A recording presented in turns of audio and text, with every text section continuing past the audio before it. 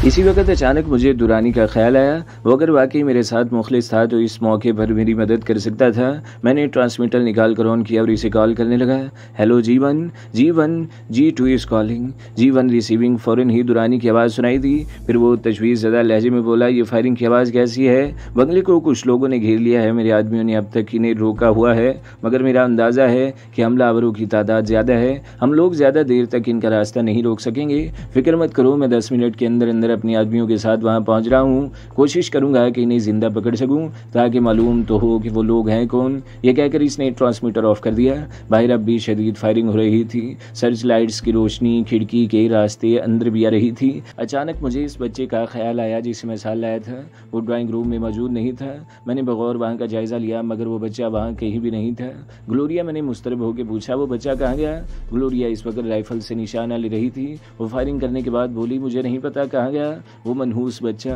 इसका लहजा जला कहता था, मुसीबतें और परेशानियां ढूंढ ढूंढ कर लाते हो तुम। अगर इस बच्चे ने तुम पर फायर किया ही था तो इस किस्से को वहीं ख़त्म कर देते। भला अपने साल लाने की क्या ज़रूरत थी? देख लो इसकी वजह से कैसी मुसीबत गली पड़ गई। फॉर गॉड से ग्लोरिया, मैंने सख्त लहजे में कहा, क्या हो गया है तुम्हें? यानी मैं बच्चे ही को ख़त्म कर देता? मुझे वाकई हैरत हुई थी। ग्लोरिया बदमाशों और कातलों के लिए जितनी सफाक थी, मासूमों और बेगुनाहों के लिए इतनी ही नरम दिल भी थी। ग्लोरिया कुछ कहने वाली थी कि बाहर से G3 राइफल्स का एक LMG के कुछ ब्रश चलने की आवाज़ आई। फिर कोई मेगाफोन पर तहुकमाना अंदाज में बोला, तुम लोग चारों तरफ से घेरे जा चुके हो, खुद को कानून के हवाले कर दो वरना तुम में से एक आदमी भी जिंदा नहीं बचेगा। बोलने वाला दुरानी ही था। इसके साथ ही बंगले के सामने वाली सड़क भी सर्च लाइट की रोशनी में नहा गई। मुझे उम्मीद नहीं थी दुरानी इतनी जल्दी एक्शन लेगा, और वो भी इतना भरपूर। मैं इसकी बातों को अभी तक लंतरानियां ही समझ रहा था। माज ऐसा सरफिरा जो अपने जैसे चंद सरफिरों को मिलाकर बहुत जोशो खरोश से कोई तंजीम कायम करते हैं, मगर ज़्यादा दिन चल नहीं पाती। अपने मुल्क का कानून इनका दुश्मन हो जाता है। मेरे साथ यही तो हुआ था। लेकिन दुरानी का ये कमांडो एक्शन देखकर मुझे खुशगवार हैरत का झटका लगा था कि सोच में गुम हो गए कामरान ग्लोरिया ने मुझे चौंका दिया। बाहर बाजी उलट चुकी है। देखो, दुरानी के आदमी गेट खुलवाकर हमलावरों को अंदर हाँक रहे हैं। मैंने चौंक कर खिड़की से बाहर देखा। वाकई कुछ अफराद हाथ उठाए हुए अंदर दाखिल हो रहे थे। इनके पीछे पीछे स्याह लिबासों वाले अफराद थे जो गन पॉइंट पर इन्हें अंदर ला रहे थे। मैं फुर्ती से बाहर निकला।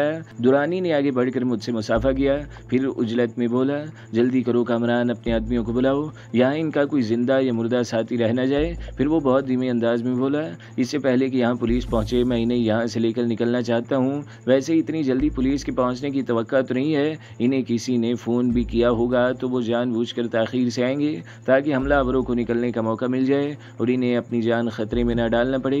तैमूर और अली मुराद मेरे बुलाने से पहले ही आ गए। फिर इनके मुख्तलिफ गोशों से 2 गार्ड्स भी निकल आए। दुरानी ने चौंक कर इन्हें देखा।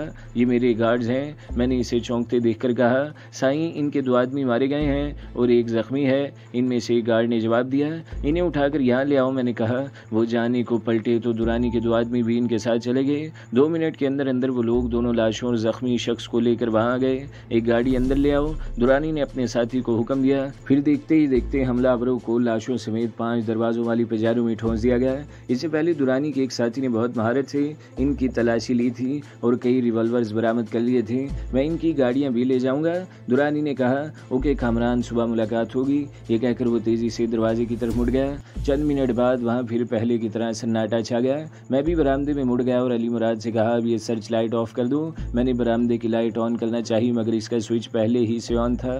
तैमूर, तुम ज़रा फ्यूज़ देख लो। मुझे अचानक ख्याल आया कि जब फ्यूज़ उड़ा हुआ है तो ये सर्च लाइट्स कैसे ऑन है। मैंने अपने ख्याल का इजहार तैमूर से किया तो वो बोला, अली मुराद ने सर्च लाइट्स ऑन करने की कोशिश की थी मगर जब वो ऑन ना हुई तो इसने फ़ौरन ऊपर से गुजरने वाली इलेक्ट्रिक वायर से डायरेक्ट कनेक्शन लिया और तमाम सर्च लाइट्स के प्लग डायरेक्ट कनेक्शन से इस बोर्ड में लगा दिए।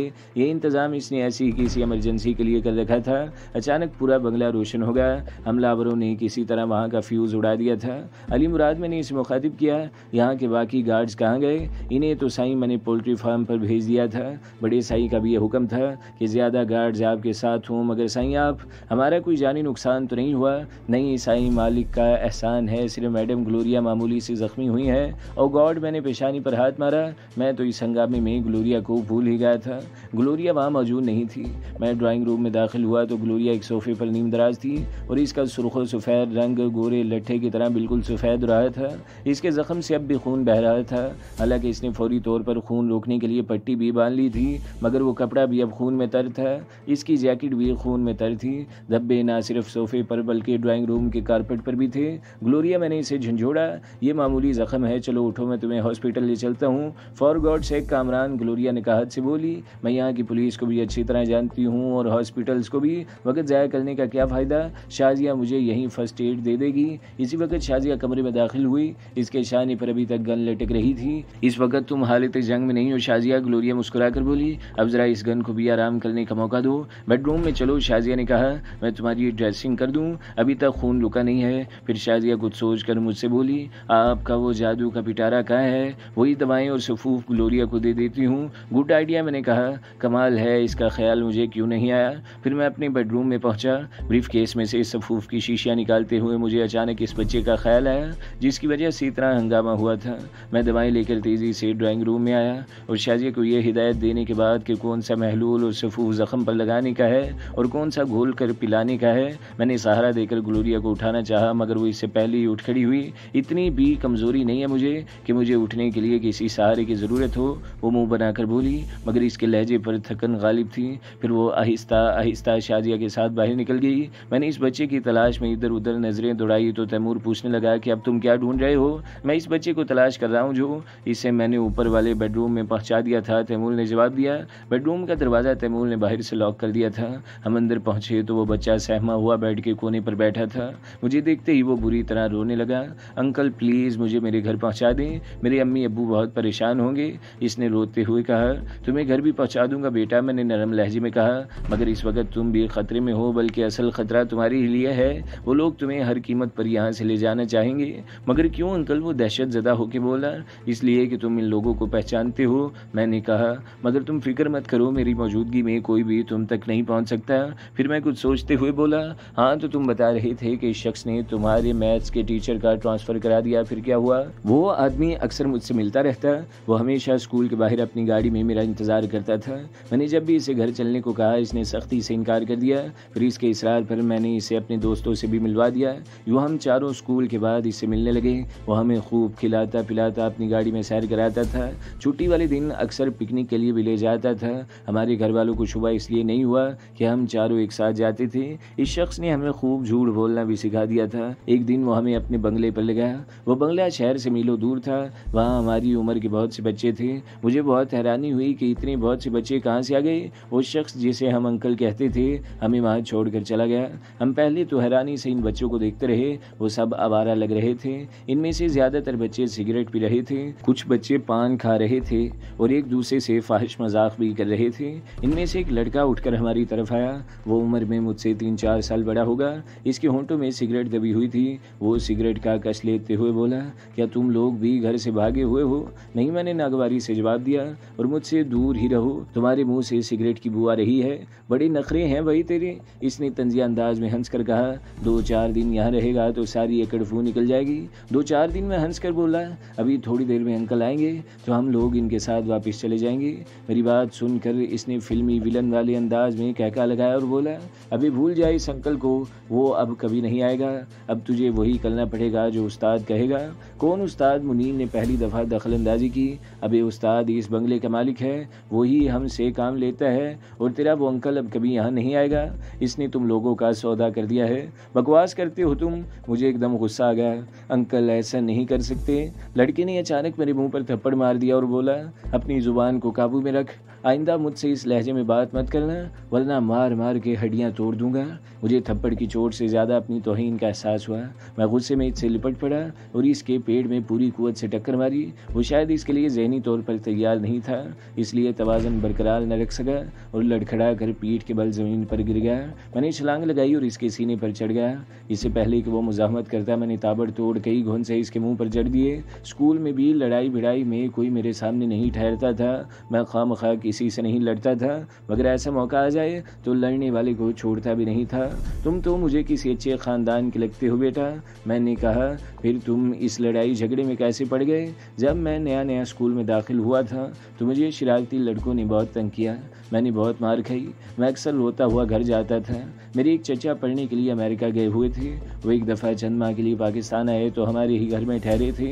इन्हें जब ये मालूम हुआ कि लड़के मुझे मारते हैं तो बोले, अली मैं तुम्हारे साथ स्कूल स्कूल जा सकता हूँ, इन लड़कों की शिकायत भी कर सकता हूँ, मगर ये इस मसले का हल नहीं है। किसी दूसरे स्कूल में एडमिशन लेना भी इसका हल नहीं है। शरारती लड़के वहाँ भी होंगे, वो भी तुम्हें मारेंगे। इसका बस एक ही हल है कि ईंट का जवाब पत्थर से दो। कोई तुम्हें एक हाथ मारे तो तुम इसके 2 हाथ रसीद करो। दुनिया का यही उसूल है बेटा।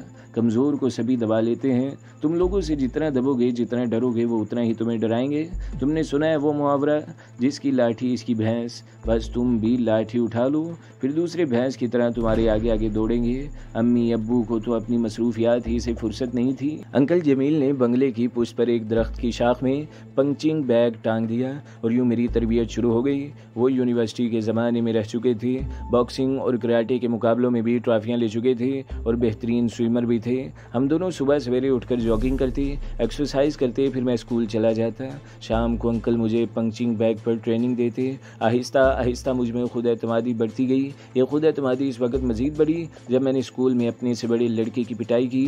फिर तो मैंने हर इस लड़की को मारा जिसने भी मुझे एक थप्पड़ भी मारा था। चंद ही महीने में पूरे स्कूल में मेरी धाक बैठ गई। अब लड़के मेरे सामने आते हुए कतराते थे। मैंने भी सुकून का सांस लिया और पूरी तवज्जो से पढ़ाई में मसरूफ़ हो गया। इस दौरान में मेरी ट्रेनिंग जारी रही। अंकल जमील ने मुझे कराटे की अच्छी खासी ट्रेनिंग दे दी थी। वो कहते थे कि अगर तुम किसी कराटे क्लब में जाओगे तो साल भर के अंदर अंदर तुम्हें ब्लैक बेल्ट मिल जाएगा। मैंने Bruce Lee, Chuck Norris, Jimmy Wang Yu और वान डैम की फिल्में देख देख कर भी बहुत कुछ सीखा है। देखो बात कहाँ से कहाँ निकल गई। मैंने कहा, तुम मुझे बता रहे थे कि। हाँ, बच्चे ने मेरी बात काटी और फिर बोलने लगा। मैंने इस लड़के को बुरी तरह रुगेदा। इसकी गालियों के जवाब में मार मार के इसको लहूलुहान कर दिया। दूसरे बच्चे दम बखुद ये मंजर देख रहे थे। बच्चों पर शायद इस लड़के की दहशत थी। जब उन्होंने इसे मेरे हाथों पिटते देखा तो वो मुझसे मरूब हो गए। जमील अंकल ठीक ही कहते थे कि आदमी एक दफ़ा लाठी उठाकर अपनी बर्तरी मनवा ले तो सारी दुनिया इसके सामने भैंस बन जाती है। अभी मैं इस लड़की को मार पीट कर फारिग हुआ ही था कि कॉरिडोर में किसी के भारी कदमों की आवाज़ गूंजी। मैं ये बताना तो भूल ही गया कि हम सब बड़े से एक हॉल नुमा कमरे में थे। दूसरे ही लम्हे कमरे में भारी बदन और दरमियाने कद का एक आदमी दाखिल हुआ। इसके बाल स्याह थे और तेल में तर थे। इसने बीच से मांग निकाल रखी थी। वो बोस्की के कुर्ते और सफ़ेद शलवार में मलबूस था। पैरों में मोटे सोल की पेशावरी चप्पल थी। इसके साथ 2 आदमी और भी थे, मगर वो दोनों इससे कुछ पीछे चल रहे थे और इसके शानों से राइफलें लटक रही थी। इसे देखते ही मार खाने वाला लड़का झपट कर खड़ा हो गया और दोबारा मुझ पर हमला करना चाहा। इन लोगों को देखकर शायद वो शेर हो गया था। वो भागता हुआ मेरी तरफ आया तो मैं एकदम पीछे हट गया। वो मुझसे टकरा कर उलट गया और कलाबाजी खाकर फर्श पर गिरा। मैंने घूम के लात चलाई जो इसके सर पर पड़ी। वो उठते उठते फिर फर्श पर जा गिरा। फिर मैंने इसे उठने का मौका नहीं दिया और ठोकरों पर रख लिया। बस शोएब बोस्की के कुर्ते वाला गुर्रा कर बोला, रुक जा। वो आहिस्ता आहिस्ता हमारे नज़दीक आया और मार खाने वाले से बोला, क्या बात है ओए जिमी, तू इस बच्चे से मार खा रहा है? इसने मुझे धोखे से ज़ख्मी कर दिया उस्ताद। जिमी बोला। मैं। बस करो, ये उस्ताद ने इसे झिड़क दिया। मैंने खुद भी तुझे मार खाते हुए देखा है। फिर वो मेरी तरफ घूमा।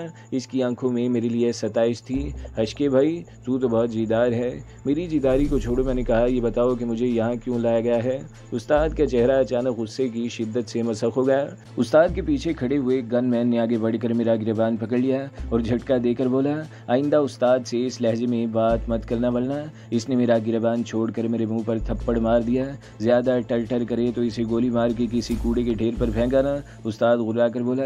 इसी वक्त इसके गनमैन ने राइफल सीधी करके इसकी नाल का रुख मेरी तरफ कर दिया। मैं भी इसकी आंखों में आंखें डाले घूरता रहा। उस्ताद की आंखों में हैरत थी। इसने इशारे से गनमैन को हटाया और नपे तुले कदम रखता हुआ बाहर निकल गया। उस्ताद के जाते ही दूसरे बच्चे मेरे गिर्द इकट्ठे हो गए। उन्होंने जिमी को बिल्कुल नज़रअंदाज कर दिया था। फिर शायद जिमी को भी एहसास हो गया था कि अब इसकी दाल नहीं गलेगी। वो अपनी जगह से उठा और आहिस्ता आहिस्ता मेरे नज़दीक आ गया। फिर वो आहिस्ता से बोला, जो कुछ हुआ इसे भूल जाओ, मैं तुम्हारी तरफ दोस्ती का हाथ बढ़ाता हूँ। मैंने चलने में गौर किया, फिर यही मुनासिब समझा कि फ़िलहाल इससे बिगाड़ना नहीं चाहिए। वो लोग ना जाने कौन थे, अंकल ना जाने हमें क्यों यहाँ छोड़ गए थे। जिमी से मुझे काफ़ी काम की बातें मालूम हो सकती थी। ये सोचकर मैंने इसका हाथ बड़ा हुआ थाम लिया। मुझे खुद पर भी हैरत थी। यहाँ आने के बाद मैं एक दफ़ा भी खौफज़दा नहीं हुआ था। मेरे तीनों दोस्त इस दौरान में वक्फे से रोते रहे थे। इस वक्त भी सिसक कर रो रहे थे। मुनीर ने रोते हुए कहा, यार अली, ये हम किस मुसीबत में फंस गए हैं। मेरी अम्मी तो रो रो कर हलकान हो गई होंगी। मेरे भाई अब तक हमें न जाने कहाँ कहाँ तलाश कर चुके होंगे। बहनें भी सदमे से पागल हो रही होंगी। रोने से काम नहीं चलेगा। मैंने आहिस्ता से कहा, हम खुद ही इस मुसीबत में फंसे हैं, अब हमें खुद ही कुछ करना होगा। तुम लोग यूं ही रोते रहो तो मैं भी हिम्मत हार बैठूंगा। तुम क्या तीर मार लोगे? मुनीर झिंझिलाकर बोला, तुम्हारी वजह से तो हम इस मुसीबत में फंसे हैं। मेरी वजह से क्यों? मुझे भी गुस्सा आ गया। तुम लोग तो खुद ही जिद करके मेरे साथ जाते थे, अंकल की गाड़ी में घूमते थे, खाते पीते थे। अब खुदा के लिए ये रोना धोना बंद करो और मुझे कुछ सोचने दो। मैंने यूं कहा जैसे वो सब मेरे सामने नन्हे बच्चे हों। जिमी ने मुझे बताया कि यहाँ कुछ लड़के तो ऐसे हैं जो घरों से भाग कर आए हैं और इन लोगों के हत्थे चढ़ गए। कुछ लड़कों को अगवा किया गया है और कुछ तुम्हारी तरह धोखे से यहाँ लाए गए हैं। तुम कब से आओ? मैंने पूछा। मुझे यहाँ 1 साल हो गया है। मैंने मार पीट कर दूसरे बच्चों को अपने रोब में ले लिया है। ये देखकर उस्ताद ने कुछ जिम्मेदारियाँ मुझे दे दी हैं। उस्ताद की गैर मौजूदगी में कुछ जिम्मेदारियाँ मुझे मिली हैं और एक तरह से मैं इन बच्चों का इंचार्ज हूँ। उस्ताद इन बच्चों से काम क्या लेता है? मैंने पूछा। बच्चों को यहाँ से बेगार कैंप में भेज दिया जाता है। मेरे सामने बेशुमार बच्चे आए और चले गए। कहाँ? मैंने होल कर पूछा। मैंने भी बेगार कैंपों के बारे में सुन रखा था। मुझे ये भी मालूम था कि एक दफ़ा अगर कोई बच्चा बेगार कैंप पहुँच जाए तो फिर ज़िंदगी भर वहीं रहता है। वो बच्चे कहाँ गए? ये तो मुझे भी मालूम नहीं, जिमी ने कहा। बस इतना मालूम है कि हर 2-4 महीने बाद उस्ताद 20-25 लड़कों को यहाँ से रवाना कर देता है और इनकी जगह नए लड़के आ जाते हैं। मगर इसने तुम्हें क्यों छोड़ा हुआ है? मैंने पूछा। ये तो उस्ताद ही जानता होगा, मगर मेरा ख्याल है कि नए आने वाले बच्चों को कंट्रोल करने के लिए इसने मुझे यहाँ रखा हुआ है। जिमी थोड़ी देर हमारे पास बैठा बातें करता रहा, फिर उठकर हॉल कमरे से बाहर निकल गया। इसके जाते ही एक लड़का मेरे पास आया और जल्दी जल्दी बोला, जिमी की बात में मत आ जाना, वो उस्ताद का ख़ास आदमी है। लड़कों के साथ हमदर्दी करके इनके ख्यालात मालूम करता है और सारी बातें उस्ताद तक पहुंचा देता है। ये झूठ बोल रहा है कि यहाँ से बच्चे बेकार कैंप भेजे जाते हैं। उस्ताद हम लोगों से जेबें कटवाता है, भीख मंगवाता है और कुछ बच्चे ऐसे भी हैं जो मुख्तलिफ कॉलेजों और स्कूलों में जाकर हीरोइन फरोख्त करते हैं। बाहर तो तुम लोग आज़ाद होते होगे, फिर भाग क्यों नहीं जाते? मैंने पूछा। उस्ताद के आदमी हमारी निगरानी करते रहते हैं। एक दफ़ा एक लड़के ने भागने की कोशिश की थी मगर पकड़ा गया। फिर उस्ताद ने इसी तरह मारा कि वो सुबह तक मर गया। उस्ताद के आदमी इसकी लाश न जाने कहाँ भाग गए। इसकी बातें सुनकर मुझे झुरझुरी सी आ गई। मैंने दिल ही दिल में तय कर लिया कि यहाँ से निकलने की कोशिश ज़रूर करूँगा। मेरे दोस्त एक मरतबा फिर रोने लगे। घबराहट और परेशानी की वजह से तो मेरा भी यही दिल चाह रहा था कि दाड़े मार मार कर रोऊं, मगर मैंने बहुत मुश्किल से खुद को संभाला। वो रात हमने इसी हाल में गुजार दी। फर्श पर खासा दबीज कारपेट था, इसलिए हम वहीं पड़कर सो गए। रात को एक आदमी बड़े से एक पतीले में शोरबे वाले आलू और तंदूरी रोटियां लेकर आ गया। लड़के न जाने कहाँ से प्लास्टिक की प्लेटें लेकर आ गए थे। हम लोग खूब खाना खा कर आए थे, इसलिए भूख बिल्कुल नहीं लगी थी। हमने खाने से इनकार कर दिया। सोने से पहले मैंने घूम फिर कर हाल का जायजा लिया था। इसी में एक सिरे पर कतार में 3 बाथरूम थे, दूसरे सिरे पर किचन और एक स्टोर था। किचन में सिवाय प्लास्टिक की मैली और गंदी प्लेटों और गिलासों की और कुछ नहीं था। स्टोर में मैले और बदबूदार लिहाफ और कम्बलों का एक ढेर था। दूसरे दिन मेरी आंख लड़कों की चीखों पुकार से खुली। जिमी और उस्ताद के 2 आदमी ने ठोकरे मार मार कर उठा रहे थे। उस्ताद का एक आदमी मेरी तरफ बढ़ा और इसने मेरी पसलियों में लात मारना चाहिए तो मैं एकदम कलाबाजी खा गया। इसने झिंझलाहट में मुझे फिर लात मारना चाहिए। मैंने झपट कर इसकी टांग पकड़ ली और इसे जोरदार झटका दिया। मुझ में इस वक्त न जाने इतनी जुर्रत कैसे पैदा हो गई थी। वो आदमी इसलिए जहनी तौर पर तैयार नहीं था, इसलिए धड़ाम से फर्श पर गिरा। इसे गिरता देखकर बच्चे जोर जोर से हंसने लगे। मैंने आहिस्ता से कहा, आइंदा अपने हाथ पैर काबू में रखना। तेरी तो। इसने मुझे इंतहाई फाश गाली दी और फर्श से उठकर मेरी तरफ झपटा। मैं फुर्ती से एक तरफ हो गया। वो अपने ही जोर में भागता हुआ सामने वाली दीवार तक चला गया। मैं जानता था कि मैं इससे मुकाबला नहीं कर सकता। कहाँ एक तंदुरुस्त व तवाना मर्द और कहाँ 13 साल का एक बच्चा। मैंने सोच लिया था कि इसके हाथ नहीं आऊँगा। वो फिर मेरी तरफ झपटा। मैं इसे झुकाई देकर फिर एक तरफ हट गया, मगर इस दफ़ा मैंने इसकी टांगों पर टांग अड़ा दी। वो फिर औंधे मुँह गिरा और मुझे गालियाँ देता हुआ फ़ौरन ही खड़ा हो गया। इसका चेहरा गुस्से की वजह से मसख होकर रह गया था। इसके मुँह से अल्फाज भी टूट टूट कर निकल रहे थे। मेरा ख्याल था कि वो फिर मुझ पर झपटेगा, मगर इसने अचानक जेब से गन निकाल ली। हरामजादे, मैं अभी तेरी सारी मस्ती निकाल देता हूँ, इसने कांपते हुए कहा और खौफनाक अंदाज में मेरी तरफ देखा। इसकी आंखों में अजीब सी वहशत थी। मुझे अचानक एहसास हुआ कि इस मर्तबा वो मुझे महज धमकी नहीं दे रहा है, बल्कि वाकई मुझे गोली मार देगा।